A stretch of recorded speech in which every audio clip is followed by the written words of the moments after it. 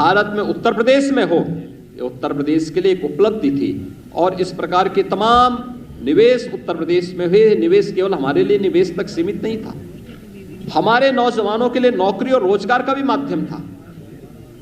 और उसका परिणाम बड़े पैमाने पर 1,61,00,000 से अधिक नौजवानों को प्रदेश के अंदर ही नौकरी और रोजगार की संभावनाएं इस निवेश के, इस भारी भरकम निवेश के माध्यम से प्रदेश के अंदर उपलब्ध होते हुए दिखाई दे।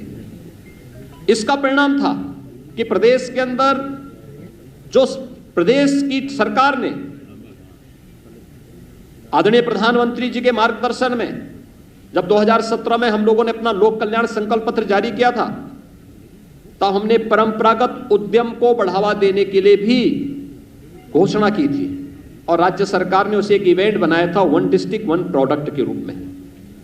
आज आप देख रहे होंगे सूक्ष्म लघु मध्यम उद्यम जो उत्तर प्रदेश के अंदर एक समय में मृत प्राय सा हो गया था, आज वह उत्तर प्रदेश के अंदर 1,21,000 करोड़ रुपए का प्रतिवर्ष एक्सपोर्ट कर रहा है और उत्तर प्रदेश एक्सपोर्ट के एक नए हब के रूप में देश के सामने विकसित हुआ है।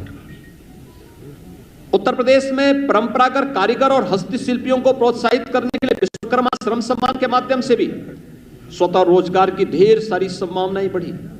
उनके प्रशिक्षण, उन्हें टूल किट उपलब्ध कराना और व्यवस्थित रूप से उन्हें अपने आत्मनिर्भर भारत के आदरणीय प्रधानमंत्री जी के लक्ष्य को प्राप्त करने के लिए प्रेरित करना, विश्वकर्मा श्रम सम्मान इस दिशा में बेहतरीन रूप से कार्य कर रहा है।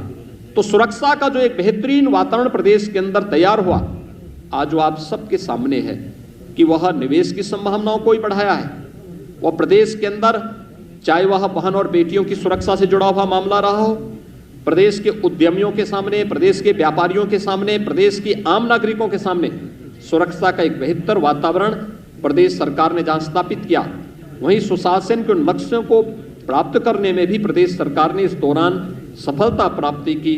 खासतौर पर नौजवानों के लिए नौकरी का मुद्दा हो या फिर प्रशासन में ट्रांसफर और पोस्टिंग का मामला। 2017 के पहले ट्रांसफर और पोस्टिंग एक उद्योग हो चुका था, इसकी भी बोली लगती थी, इसके नाम पर भी हर एक पोस्ट बिकता था। लेकिन पिछले 4.5 वर्ष के अंदर कोई भी व्यक्ति आरोप नहीं लगा सकता कि किसी भी विभाग में ट्रांसफर पोस्टिंग में कोई लेन देन हुआ है। प्रशासन में स्थिरता दी गई।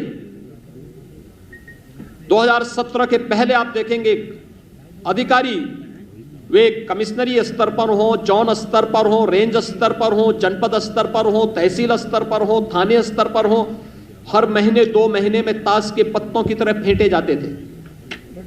लेकिन 4.5 वर्ष के अंदर आपने देखा होगा प्रशासनिक स्थिरता हर एक स्तर पर, उस स्थिरता ने एक स्थायित्व दिया और उस स्थायित्व ने लोगों में कार्य करने की गति दी, लोगों का विकास के प्रति रुझान बढ़ाया, टीम वर्क से कार्य का परिणाम सामने आया। और देखते ही देखते जिस उत्तर प्रदेश के बारे में प्रधानमंत्री जी ने कहा था कि उत्तर प्रदेश को 2017 के पहले क्या समझा जाता था कि देश के विकास को अवरुद्ध करने वाला प्रदेश, क्योंकि किसी भी योजना में आगे नहीं था, हर एक योजना में पीछे, किसी में 17वें स्थान पर, किसी में 23वें स्थान पर, किसी में 27वें स्थान पर।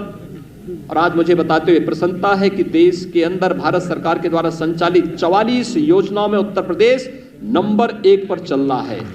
प्रधानमंत्री आवास योजना 42 लाख गरीबों को एक आवास बिना भेदभाव के उपलब्ध कराया गया। 2,61,00,000 गरीबों को एक शौचालय उपलब्ध कराए गए। 1,38,00,000 गरीबों को विद्युत के निःशुल्क कनेक्शन उपलब्ध कराए गए। 1,56,00,000 से अधिक गरीबों को उज्ज्वला योजना में रसोई गैस के निःशुल्क कनेक्शन उपलब्ध हुए। 6 करोड़ से अधिक लोगों को आयुष्मान भारत के अंतर्गत 5 लाख रुपए की सुरक्षा बीमा का कवर दिया गया। 3 करोड़ प्रवासी और निवासी श्रमिकों को 2 लाख रुपए की सामाजिक सुरक्षा की गारंटी दी गई। 2,53,00,000 किसानों को प्रधानमंत्री किसान सम्मान निधि से जोड़ा गया।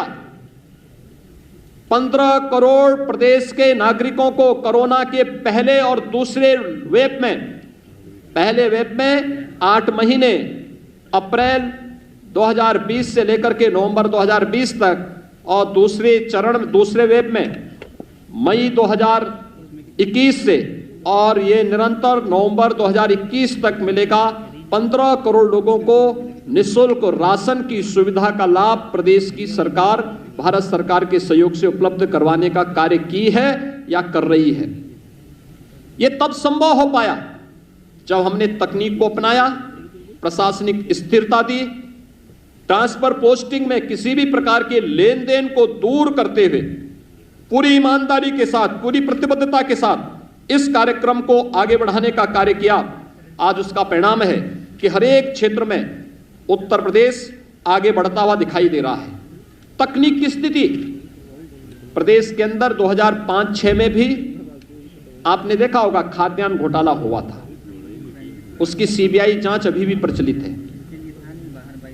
लगातार हम लोग तब 2017 में आए थे, मुझे याद है दिसंबर 2016 में और जनवरी 2017 में आने के पहले, भारतीय जनता पार्टी नेतृत्व की प्रदेश की सरकार के आने के पहले प्रदेश के अंदर भूख से मौतें हो रही थी। मुझे दिसंबर 2016 में और जनवरी 2017 में ऐसे कुछ क्षेत्रों में जाने का अवसर उस समय प्राप्त हुआ था, क्योंकि वहां पर भूख से मौतें हो रही थी। और जब मैंने उन क्षेत्रों का भ्रमण किया था तो मुझे ये देखकर आश्चर्य हो रहा था कि उन गरीबों के पास राशन कार्ड नहीं थे। 2017 में जब हमारी सरकार मार्च में आई थी तो मैंने सबसे पहले जांच का आदेश दिया कि भाई सभी राशन कार्डों का सत्यापन हो जाए।